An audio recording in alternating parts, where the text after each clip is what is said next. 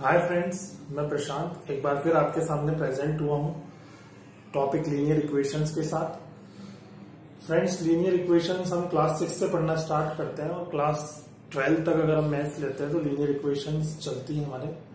तो linear equations basically linear equations को हम 2 कैटेगरी में डिवाइड करते हैं। Number 1 is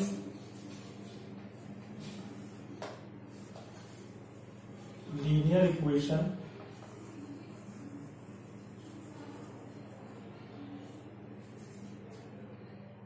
of one variable। Linear equation of one variable. Suppose जो लीनियर इक्वेशंस हम जो क्लास 6 से पढ़ना स्टार्ट करते हैं वो हमारे इस तरह से होती है। सपोज ये एग्जांपल जो मैंने लिया है 3a - 7 upon 4 is equal to -4। Friends, यहाँ पे हमें केवल एक वेरिएबल दिखाई दे रहा है a के अलावा और कोई वेरिएबल इस इक्वेशन में प्रेजेंट नहीं है, तो इसे मैं कह सकता हूं it is a linear equation with one variable. अगर इसी तरह से लीनियर इक्वेशन होती है जिसमें 2 वेरिएबल्स होते हैं तो उसे हम कहते हैं लीनियर इक्वेशन विथ 2 वेरिएबल्स। तो फ्रेंड्स, ये क्लास 6, 7, 8 के लिए इस तरह की linear equation with one variable के क्वेश्चंस इंपॉर्टेंट होते हैं। देन 9th, 10th, 11th में हम linear equations of 2 variables solve करते हैं। तो linear equations of one variable को मैं यहाँ पे सॉल्व करना सिखा रहा हूँ। Linear equation of one variable को यहाँ पे मैं सॉल्व करना सिखा रहा हूँ। Suppose 3a - 7 upon 4 is equal to -4 है। यहां से मुझे a की वैल्यू फाइंड आउट करनी है। इस इक्वेशन को मैं सॉल्व करूंगा for finding the value of a। यहाँ पे जैसा कि आपको दिखाई दे रहा है डिनोमिनेटर 4 है, यहाँ पे डिनोमिनेटर में बोल सकता हूँ 1 है। अगर अब मैं इसे क्रॉस मल्टीप्लीकेशन करता हूं तो 3a - 7 इज इक्वल टू 4 यहाँ पे डिवाइड हो रहा है तो उस साइड जाके ये प्रोडक्ट हो जाएगा, दैट इज -4 इंटू 4। फ्रेंड्स, यहां से मैं इसे बोल सकता हूं 3a - 7 इज इक्वल टू -16। इसे आगे सॉल्व करने के लिए मैं बोलूंगा 3a is equal to -16 plus 7। तो फ्रेंड्स, यहां पे आप देख सकते हैं कि -7 यहाँ पे 7 सब्ट्रैक्ट हो रहा था तो वहां जाके राइट हैंड साइड में जाएगा। जब ये लेफ्ट हैंड साइड से राइट हैंड साइड की तरफ मूव करेगा तो ये माइनस मेरा पॉजिटिव साइन में कन्वर्ट हो जाएगा and this will be -16 plus 17। जैसा कि हम जानते हैं -16 प्लस 7 अगर मैं करूंगा एक नंबर माइनस का एक नंबर प्लस का होता है तो मेरे पास सब्ट्रैक्शन होगा और जो नंबर बड़ा होगा साइन उसका आएगा। -16 प्लस 7 में करूंगा तो यहाँ पे मेरे पास -9 रहता है। माइनस साइन क्यों आया यहाँ पे? क्योंकि 16 मेरा नेगेटिव नंबर जो है वो बड़ा है। That's why we can say that it is 3a is equal to -9। Then a is equal to -9 upon 3, that is -3। तो फ्रेंड्स, यहां से a is equal to -3 value मुझे मिलती है जो कि मेरा सॉल्यूशन है। तो मैं कह सकता हूं यहाँ पे a इज इक्वल टू मुझे मिला -3, ये मेरा सॉल्यूशन है। तो फ्रेंड्स, यहाँ पे हमने जो मेरा क्वेश्चन नंबर 1 था वो मैंने सॉल्व करा है। साथ ही आपको पता चला linear equation of one variable क्या होता है और उसे किस तरह से सॉल्व किया जाता है। यहाँ पे मैंने आपको एक्सप्लेन करा है। इसको मैं एक बार फिर से आपको प्रेजेंट करने की कोशिश करता हूँ। क्वेश्चन मेरे पास था 3a - 7 upon 4 is equal to -4। तो यहाँ पे मुझे जो मेरा मोटिव है वो ये है कि मुझे वेरिएबल टर्म्स है उसको एक साइड में रखना है और कांस्टेंट टर्म को सभी को एक साइड में ले जाना है। तो यहाँ पे मैंने सबसे पहले ये 4 को जो कि यहाँ डिवाइड हो रहा था उसे वहां ले जाके मैंने प्रोडक्ट कर दिया। ये मैं कह सकता हूं मैंने इसे क्रॉस मल्टीप्लीकेशन करा है तो 1 यहाँ पे प्रोडक्ट हो जाएगा और 4 यहाँ पे प्रोडक्ट हो जाएगा। तो फ्रेंड्स, ये हो गया मेरा 3a - 7 इज इक्वल टू -16। अब 7 मेरा जो कांस्टेंट टर्म है उसको मैं राइट हैंड साइड में ले जाऊंगा। यहाँ ये सब्ट्रैक्शन हो रहा है तो ये प्लस हो जाएगा। -16 प्लस 7 में करता हूं तो जब एक नंबर नेगेटिव होता है एक पॉजिटिव होता है तो सब्ट्रैक्शन होगा और जो साइन आता है वो हमेशा बड़े नंबर का आता है। तो यहाँ पे 16 नेगेटिव है जो कि बड़ा है तो यहाँ पे साइन मेरा आ गया इट इज -9। तो 3a है यहाँ पे जो a का कोफिशिएंट है वो 3 है तो वो यहाँ पे अगर प्रोडक्ट हो रहा है तो वहां जाके डिवाइड हो जाएगा, तो मेरा बन गया 9 डिवाइडेड बाय 3 करूंगा तो 3 हो गया। यहां से मेरे पास वैल्यू हो गई a इज इक्वल टू -3। ठीक है फ्रेंड्स, इसे अच्छे से देखें। अगर आपको कोई डाउट होता है तो आप कमेंट बॉक्स में मुझे कमेंट करें। इसके बाद एक क्वेश्चन और हम प्रैक्टिस करेंगे अभी।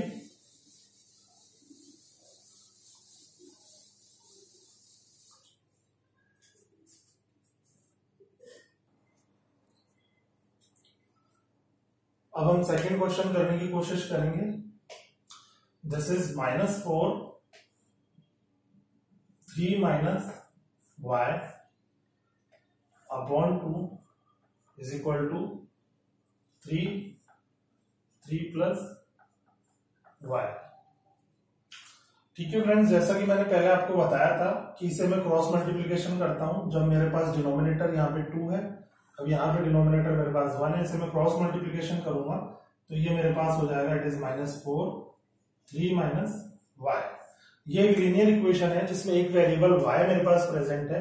इस y की वैल्यू भी यहाँ पे मुझे निकालनी है, यही मेरा क्वेश्चन है, यही मुझसे पूछा गया है।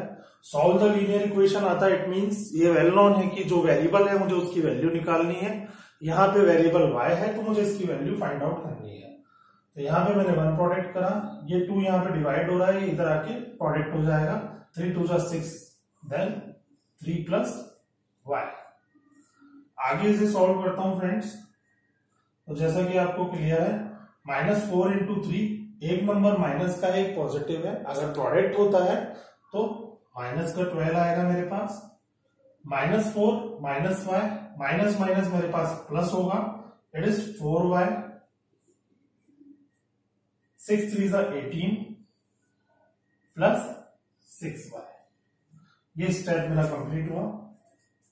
देन अब मैं कांस्टेंट टर्म को एक जगह इकट्ठा कर लूंगा और वेरिएबल टर्म को एक जगह इकट्ठा कर लेता हूं। तो यहां पे 18 को मैं इस साइड ले आता हूं, तो ये मेरा हो गया -12 -18 6y है, तो ये मेरा हो गया -4y। ठीक है फ्रेंड्स, यहां तक क्लियर हो गया होगा। देन उसके बाद -12 -18 करता हूं, दोनों ही नंबर मेरे नेगेटिव हैं, तो दोनों ही नंबर जब सेम पोलैरिटी के होते हैं तो उनको हम ऐड करते हैं। तो -12 -18 मेरा ऐड होगा और जो साइन आएगा वो मेरा नेगेटिव आएगा, क्योंकि दोनों नंबर मेरे नेगेटिव हैं, तो -30। और यहां पे मेरा 6y - 4y 2y हो गया। देन मैं यहां से कह सकता हूं कि y मेरा आ गया, y is equal to -30 upon 2, that is -15। तो y की वैल्यू मेरे पास -15 इस क्वेश्चन में आएगी। तो फ्रेंड्स, ये आपको क्लियर हो गया होगा किस तरह से हमने इस इक्वेशन को सॉल्व करा। It is one variable equation और जो वैल्यू हमने फाइंड आउट करी है वो y की आई है -15।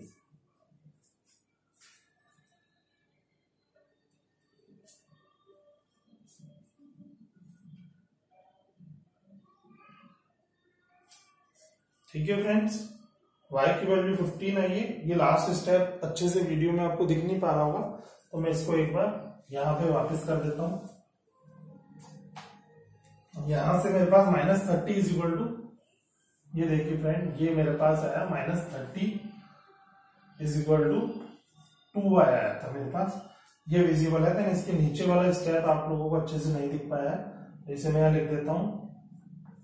y इज इक्वल टू -30, इस 2 को मैंने यहां डिवाइड करा है, तो y इज इक्वल टू मेरे पास आ गया -15। यही सॉल्यूशन हमें डिजायर्ड था, जो हम फाइंड आउट कर चुके हैं। तो फ्रेंड्स, ये आपको क्लियर हो गया होगा। अब नेक्स्ट क्वेश्चन नंबर 3 हम करने की कोशिश करते हैं।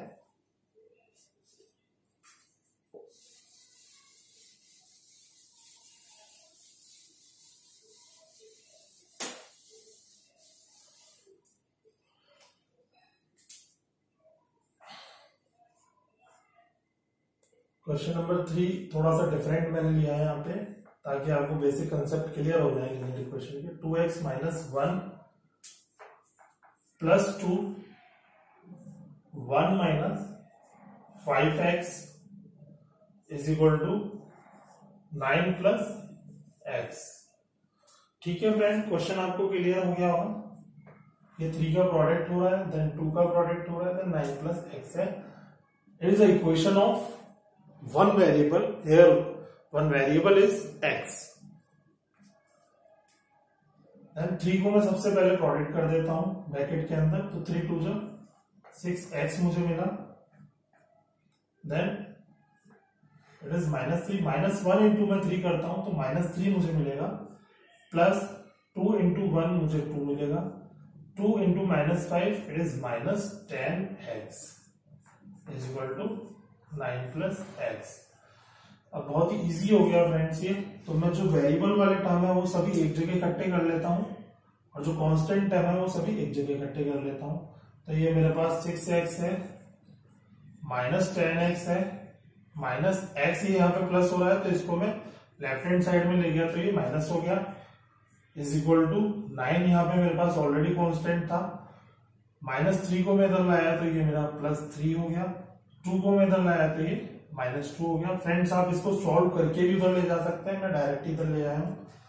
तो ये 6x -11x और 6x, यहाँ पे मैं बोल सकता हूँ 6x -11x, मैंने नेगेटिव टर्म्स को ऐड कर दिया, इट इज -10x और -x मेरा -11x हो गया। और यहाँ पे अब मैं 9 प्लस 3 मेरा 11 होता है, तो मैं इसको सॉरी 9 प्लस 3 12 होगा, 9 प्लस 3 12 होगा, 12 माइनस 2 कर दूंगा, यहाँ पे 6x -11 करूंगा तो ये मेरे पास आ गया -5x देन इट इज 10। तो फ्रेंड यहां से जो मेरे पास x की वैल्यू जो निकल के आई है, x यहाँ पे प्रोडक्ट हो रहा है मेरा, -5 जो कोफिशिएंट है x का ये प्रोडक्ट हो रहा है, तो उधर जाके ये डिवाइड कर दूंगा मैं, इट इज 10 माइनस 5, 10 माइनस 5 करूंगा तो यहाँ पे -2 मेरा आंसर आ गया। एक बार चेक कर लेते हैं फ्रेंड्स इसको। क्वेश्चन मेरा था 2x - 1 plus 2 1 - 5x is equal to 9 plus x। 3 को मैंने यहां सबसे पहले प्रोडक्ट करा तो इट इज 3 2 जा 6x -3 प्लस 2 -10x, 2 को 1 से प्रोडक्ट करा 2 आया, 2 को -5x से प्रोडक्ट करा -10x आया, is equal to 9 plus x। यहां तक बिल्कुल ठीक है। अब मैंने वेरिएबल्स वाली टर्म्स को एक जगह कलेक्ट करा तो 6x -10x, इस x को मैं इधर लेके आया लेफ्ट हैंड साइड में तो प्लस से माइनस हो गया, 9 मेरा यहाँ ऑलरेडी था, -3 को इधर लाया हूं तो ये 3 हो गया, +2 को इधर लाया तो -2 हो गया। फ्रेंड्स लेफ्ट हैंड साइड से राइट हैंड साइड मूव करते हैं हम, तो जो प्लस में मेरा नंबर होता है वो माइनस में हो जाता है, अगर किसी नंबर का प्रोडक्ट हो रहा है तो वो डिवाइड हो जाता है। ये कंसेप्ट आपको रटने से नहीं रटे जाएंगे, इनकी प्रैक्टिस करोगे तो आपको ऑटोमेटिक क्लियर होने लगेगी ये चीजें। -5 का अब मैंने 6x -11x करा तो -5x आया। फ्रेंड्स यहाँ पे काफी लोगों को कंफ्यूजन होगा, ये -5x क्यों आया, क्योंकि यहाँ पे जो 11x है वो नेगेटिव है और ये 6x पॉजिटिव है, तो जो बड़ा नंबर है वो 11 मेरा नेगेटिव है, that's why we will take here sign negative. यहाँ पे 12 - 2 मेरा 10 होगा, -5x is equal to 10, then x is equal to 10 divided by -5 is equal to -2। Friends ये क्लियर हुआ होगा आपको, यहाँ x की वैल्यू जो मेरी आई है वो -2 आ गई है। अब मैं इसको इरेज करता हूं, आई होप आपको अच्छे से क्लियर हो गया होगा। अगर आपको ये कंसेप्ट पूरा अच्छे से क्लियर हुआ है फ्रेंड, तो मुझे भी इंश्योर करें कि ये कंसेप्ट आपको क्लियर हो जाए। इसके लिए मैं आपको एक असाइनमेंट दे रहा हूं, मैं एक क्वेश्चन आपको दे रहा हूं जिसको आप लोगों को सॉल्व करना है और इसका आंसर आपको कमेंट बॉक्स में मुझे मैसेज करना है। ठीक है फ्रेंड्स, तो ये आज मैं अपने YouTube चैनल से पहली बार ये क्वेश्चन आप लोगों को दे रहा हूं जिसको आपको अच्छे से सॉल्व करना है और इसका आंसर मुझे बताना है, ताकि मुझे पता चले कि कितने लोग मेरे वीडियो को बहुत ध्यान से देख रहे हैं और देख के समझ भी रहे हैं।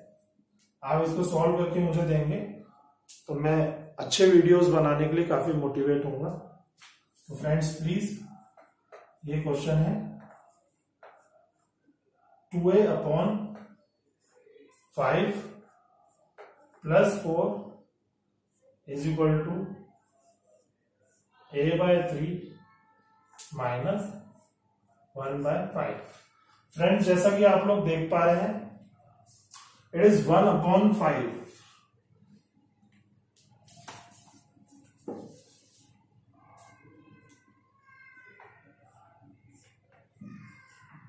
जैसा कि आप देख पा रहे हैं फ्रेंड्स, ये एक लीनियर इक्वेशन है विथ वन वेरिएबल। इसमें एक वेरिएबल है जिसकी वैल्यू आप लोगों को सॉल्व करके मुझे बताना है। कमेंट बॉक्स में आप आंसर लिखिए a इज इक्वल टू उसकी वैल्यू। ठीक है फ्रेंड्स, तो प्लीज इस क्वेश्चन को ट्राई करें और आंसर मुझे कमेंट करें, मैं आपका वेट करूंगा।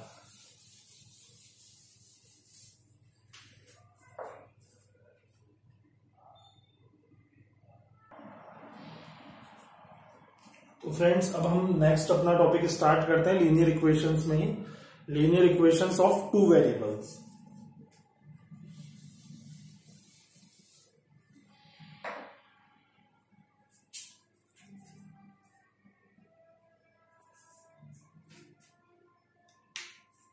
Linear equation of two variables.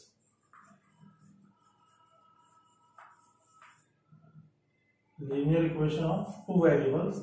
तो फ्रेंड्स, सबसे पहले linear equation of two variables का मैं एक एग्जांपल आपको देता हूं। Suppose 2x plus y is equal to 5।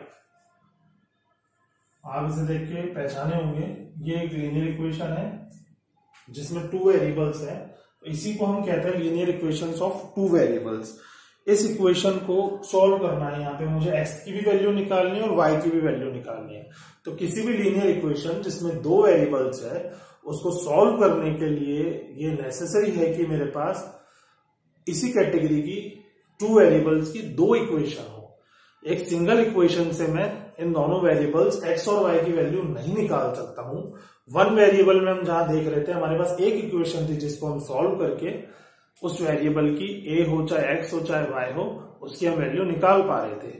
यहाँ पे जब वेरिएबल्स टू होते हैं, जिसे हम linear equation of two variables कहते हैं, तो उसे सॉल्व करने के लिए मुझे दो इक्वेशंस की रिक्वायरमेंट होगी। ये नेसेसरी कंडीशन है। अगर मेरे पास इस तरह की दो इक्वेशंस होगी तभी मैं x और y की वैल्यू कैलकुलेट कर पाऊंगा। जैसा कि मैंने basics concept of coordinate geometry जब आपको पढ़ाया था, तो उसमें आप लोगों को ध्यान होगा, अगर आपने वो वीडियो नहीं देखा है तो उसे एक बार देखें। उसमें मैंने एक लीनियर इक्वेशन ली थी, देन उसके थ्रू मैंने कोऑर्डिनेट्स फाइंड आउट करे थे, देन उसके बाद मैंने उसका ग्राफ प्लॉट करा था। तो किस तरह से मैं लीनियर इक्वेशन को सॉल्व करता हूं, उसके बारे में हम स्टडी करते हैं डिटेल में। सबसे पहले मैं आपको बताना चाहूंगा linear equation of two variables की जनरल इक्वेशन। जनरल इक्वेशन की मैं बात करूं तो वो होगी ax plus by plus c। ये मेरी एक general linear equation in two variables है। It is called general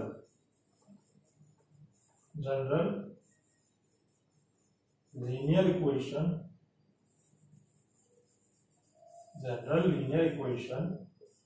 of two variables। ठीक है फ्रेंड्स, ये आपको ध्यान रखना है। इसकी आपको आगे भी जो मैं मेथड्स बताऊंगा उसमें काफी रिक्वायरमेंट रहेगी। अब डिस्कस करते हैं हम इस तरह की इक्वेशंस को हम किन मेथड्स का यूज करके हम इन्हें सॉल्व कर सकते हैं। तो फ्रेंड्स, सबसे पहले हम नाम जान लेते हैं किस किस मेथड के थ्रू हम इन्हें सॉल्व कर सकते हैं। जो पहला मेथड मेरा होता है वो मैं लेता हूं एलिमिनेशन मेथड।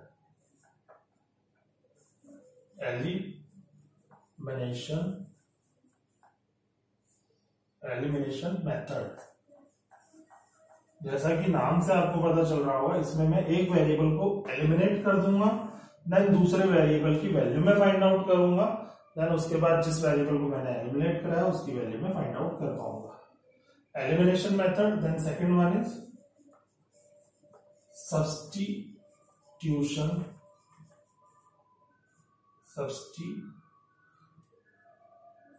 मेथड। ये सेकंड मेथड है। देन जो थर्ड मेथड मेरा होगा फ्रेंड, वो होगा क्रॉस मल्टीप्लिकेशन मेथड।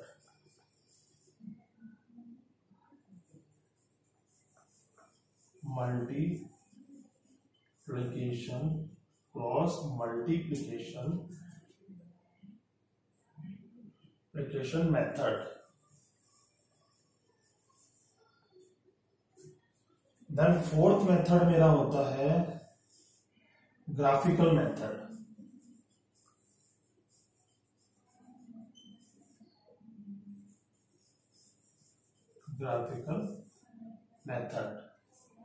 ठीक है friends, number 1 is elimination method जिसको हम सबसे ज्यादा यूज करते हैं।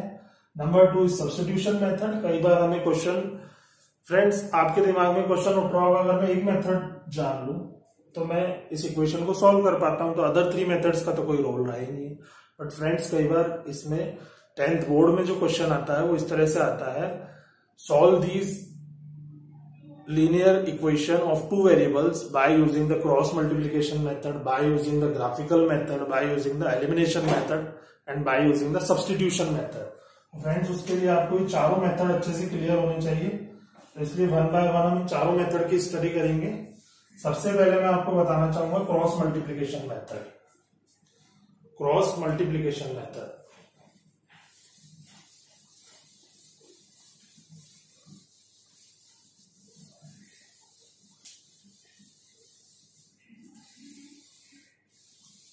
पढ़ रहे हैं हम linear equation, how we can solve linear equation of two variables by using the cross multiplication method. तो क्रॉस मल्टीप्लिकेशन मेथड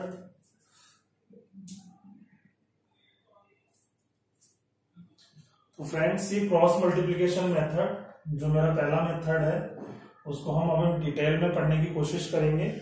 तो सबसे पहले मैं 2 जनरल इक्वेशन मेथड ले लेता हूं और जनरल फॉर्मूला आपको निकाल करके बता देता हूं किस तरह से हम क्रॉस मल्टीप्लिकेशन मेथड के through linear equation of two variables को सॉल्व करते हैं। जैसा कि फ्रेंड्स मैंने आपको बताया था, linear equation of two variables को सॉल्व करने के लिए जो मेरी बेसिक कंडीशन है वो है कि मुझे 2 ऐसी इक्वेशंस की रिक्वायरमेंट है जो टू वेरिएबल्स की हो, उसके थ्रू मैं उन दोनों वेरिएबल्स की वैल्यू फाइंड आउट कर सकता हूं। तो सबसे पहले जो मेरी इक्वेशन है वो मैंने एक जनरल इक्वेशन ले ली है, it is a1x plus b1y plus c1 is equal to 0। दूसरी इक्वेशन फ्रेंड्स मैंने ले ली है, it is a2x plus b2y plus c2 is equal to 0। अब फ्रेंड्स सबसे पहले मुझे इस लीनियर इक्वेशन को सॉल्व करने के लिए मैंने 2 इक्वेशंस मेरे पास है, ये नंबर 1 इक्वेशंस है, ये नंबर 2 इक्वेशन है। इस तरह की इक्वेशंस मेरे पास होगी जो किसी भी इक्वेशन में जो चेंज होने वाली चीज होती है, एक्स और वाई हमेशा मेरे पास प्रेजेंट रहेगा। जो एक्स का कोफिशिएंट है वो चेंज होता है, वाई का कोफिशिएंट चेंज होता है, कांस्टेंट टर्म चेंज होती है। यही टू वेरिएबल लीनियर इक्वेशन का स्ट्रक्चर है। तो मैं सबसे पहले इस इक्वेशन को सॉल्व करना चाहता हूं। सॉल्व करना चाहता हूं मतलब मैं x की क्या वैल्यू निकल के आती है, y की क्या मेरे पास वैल्यू निकल के आती है, ये मुझे फाइंड आउट करना है। इसी को सॉल्व करने के लिए मैं प्रोसीजर आप लोगों को बता रहा हूं किस तरह से हम यहां से x और y की इक्वेशन, x और y की वैल्यू निकाल सकते हैं। फ्रेंड्स जैसा कि आपको ध्यान होगा, मैंने आपको linear equations of two variable solve करने के लिए 4 मेथड बताए हैं। नंबर 1 मैंने आपको बताया था एलिमिनेशन मेथड, नंबर 2 मैंने आपको बताया था सब्स्टिट्यूशन मेथड, नंबर 3 मैंने आपको बताया क्रॉस मल्टीप्लिकेशन मेथड, 4th मैंने बताया ग्राफिकल मेथड। तो सबसे पहले मैं आपको फ्रेंड जो सबसे ज्यादा इंपॉर्टेंट मेथड है क्रॉस मल्टीप्लिकेशन मेथड बता रहा हूं। एलिमिनेशन और सब्स्टिट्यूशन मेथड मैं आपको बाद में बताने की कोशिश करूंगा, अभी मैं आपको क्रॉस मल्टीप्लिकेशन मेथड बताने की कोशिश कर रहा हूं। ध्यान से समझें। इसके लिए मुझे सबसे पहले लिखना पड़ेगा x upon y upon and 1 upon. अब x के नीचे मैं क्या लिखूं? x के नीचे लिखने के लिए मैं सबसे पहले x वाली टर्म को मैं छुपा देता हूं, then b1 into c2 b1 c2 minus b2 c1। समझ आया फ्रेंड्स? x का जो डिनोमिनेटर है उसके लिए मैंने x की टर्म को छुपा लिया है, then it is b1 c2 minus b2 c1। y का डिनोमिनेटर निकालने के लिए मैंने y की टर्म को छुपा लिया है, देन ध्यान रखें A1C2 नहीं करना है हमें, इसी तरह से आगे बढ़ना है। B1 के बाद अब C1 पे आ गया है, इसको मैंने छुपा दिया, तो C1A2 माइनस C2A1। देन अब मैंने कांस्टेंट टर्म को छुपा दिया, 1 के नीचे डिनोमिनेटर मेरा क्या आएगा, तो अब एक ही टर्म बची है। मैं पहले B1C2 कर चुका था, उसके बाद मैंने C1A2 कर दिया था। अब मेरे पास एक ही टर्म बची है, यहां से A1C2 माइनस C1A2। फ्रेंड्स थोड़ा सा यहाँ पे आपको केयरफुल होकर देखना होगा। अगर आपने A1C2 की बजाय A2C1 कर दिया तो ये गलत हो जाएगा, यहाँ पे नेगेटिव साइन का एरर आ जाएगा। तो आपको ध्यान रखें A1C2 पहले करेंगे, देन उसके बाद माइनस C1A2 करना है। तो ये आप जनरल फॉर्मूला के फॉर्म में भी इसे याद रख सकते हैं और इस तरह से आप वैल्यू पुट कर सकते हैं। B1 यहाँ पे क्या है, y का कोफिशिएंट है, B2 सेकंड इक्वेशन का y का कोफिशिएंट है। इस तरह से आप इसे लर्न कर सकते हैं। पर फ्रेंड्स जहां तक मेरा मानना है, लर्न करने के बजाय आप अगर इसे सॉल्व करने का मेथड आपके दिमाग में क्लियर हो जाए, जिस तरह से मैंने आपको बताया कि जब मुझे x का डिनोमिनेटर निकालना होता है तो मैं x वाले टर्म को छुपा देता हूं और यहां से B1C2 किया मैंने। ध्यान रहे फ्रेंड्स, B1Y C2 नहीं होगा, केवल y का जो कोफिशिएंट है B1C2 होगा, B1C2 माइनस B2C1। देन इसी तरह से जब मैं इसको छुपा दूंगा, जब मुझे y का डिनोमिनेटर निकालना है तो y वाले टर्म को मैं हिडन कर दूंगा। Then it is C1A2 C2A1 minus C2A1। इसी तरह से जब मुझे कांस्टेंट टर्म्स निकालनी होगी तो मैं इस कांस्टेंट टर्म को हिडन कर दूंगा। देन यहां से A1B2, कुछ गलत हो गया फ्रेंड्स, यहाँ पे मैंने कांस्टेंट टर्म को छुपाने के बजाय, एक मिनट, अच्छा ये मैंने चेक कर लिया। तो कांस्टेंट टर्म को जब मैं छुपा दूंगा तो यहां से मेरे पास आ जाएगा A1B2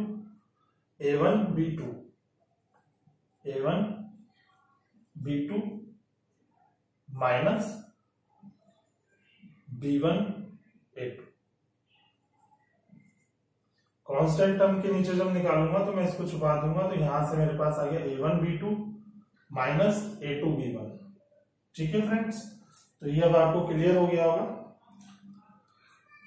अब मैं इसको एक एग्जांपल को किस तरह से हम सॉल्व करते हैं, इसे कुछ रटने की जरूरत नहीं, बस आपको मेथड जो मैंने बताया उस पर ध्यान देने की जरूरत है। उसको अच्छे से एक बार देख लें, समझ लें, और अगर अभी नहीं आया तो इस वीडियो को एक बार वापस देखें आप, तो आपको अच्छे से मेथड क्लियर हो जाएगा। जहां तक मैंने भी 2 बार बता दिया तो आपको क्लियर हो चुका होगा। अभी इसका एक एग्जाम्पल लेके मैं इसको सॉल्व करके आप लोगों को बता देता हूँ, ताकि बहुत ही अच्छे से आपको क्लियर हो जाएगा।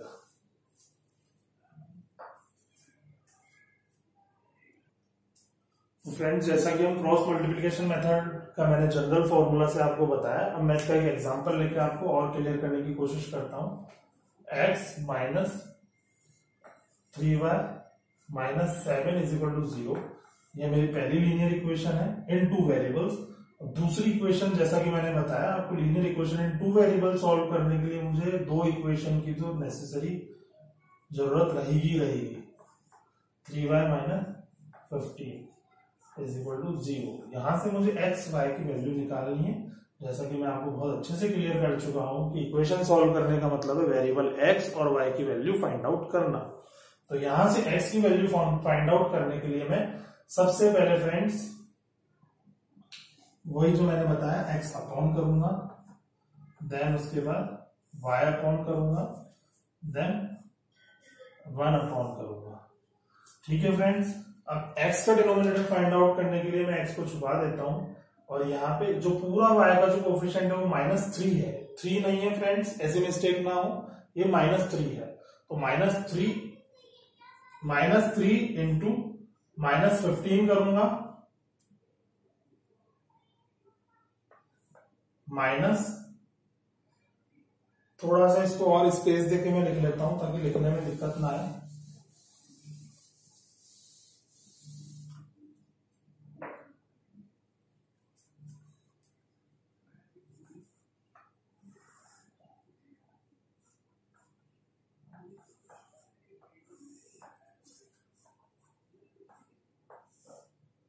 ठीक है फ्रेंड्स, एक्स वाले टर्म को हिडन मैंने कर दिया।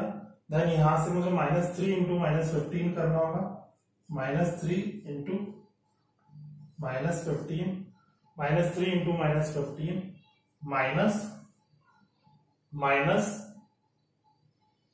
-3 इंटू -7, -3 इंटू -7 मैंने यहाँ पे किया फ्रेंड्स। जैसा कि आप लोग देख पा रहे हैं ये माइनस साइन मेरा बाहर है, तो मैं इसे अच्छे से ब्रैकेट बना लेता हूं ताकि किसी तरह का कोई कंफ्यूजन क्रिएट ना हो। तो सबसे पहले मैंने एक्स टर्म को हिडन करा, देन इसको इससे प्रोडक्ट करा, माइनस इसको इसके y के कोफिशिएंट को इससे कांस्टेंट टर्म से प्रोडक्ट करा, जैसा कि मैं आपको जनरल टर्म से अच्छे से सिखा चुका हूं। देन अब y का डिनोमिनेटर निकालने के लिए y को मैं हिडन कर देता हूं और यहां से -7 इंटू 3 करूंगा, -7 इंटू 3 करा मैंने, -15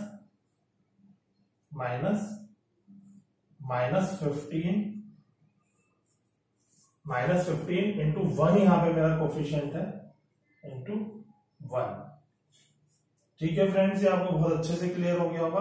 कांस्टेंट टर्म का निकालने के लिए मैं कांस्टेंट टर्म को हिडन कर दूंगा, then 1 into -3, 1 into -3, 1 into -3, -3 into -3, 3 into -3।